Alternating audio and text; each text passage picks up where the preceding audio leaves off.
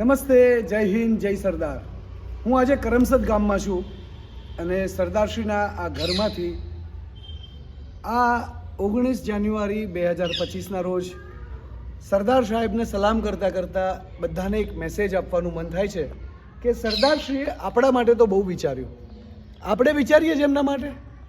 જે યુગ પુરુષે સાદગી, સરળતા, નિખાલસતા અને લોખંડની મજબૂતાઈ એનાથી ભારતને મજબૂત કરવા પોતાના આખા જીવનને ખર્ચી દીધું અને સાથે પોતાનું તો કંઈ ન રાખ્યું. એક પોતાના વિઝનથી આ જે કરમસદ ગામ અને એની બાજુમાં વલ્લભ વિદ્યાનગર, વિઠ્ઠલ ઉદ્યોગનગર, સાથે સાથે ઘણી બધી એવી સંસ્થાઓની સ્થાપના કરી, સોમનાથનું મંદિર બનાવ્યું. એવા સરદારશ્રીને આપણે આપી પણ શું શકીએ?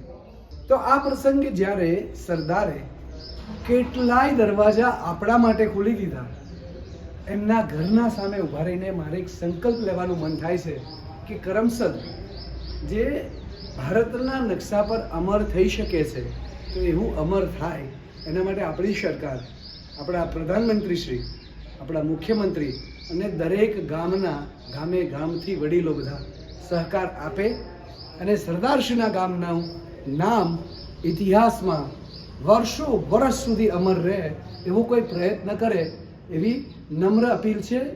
વર્લ્ડ મિત્ર દર્શન પટેલ. હું વિશ્વભરમાં ફરવા નીકળ્યો છું. 100 દેશ ફરવું છે અગાઉના 10 વર્ષમાં.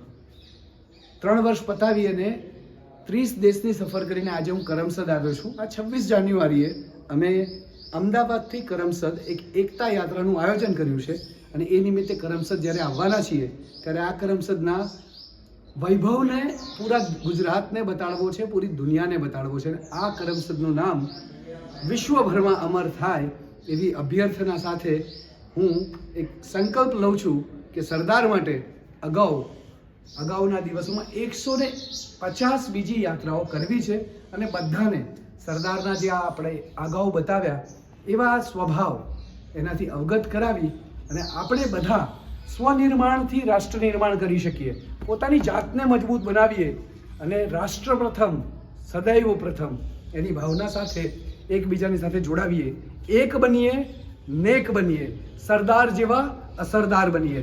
બોલો જય હિન્દ, ભારત માતા કી જય. જય સરદાર, બનીએ અસરદાર.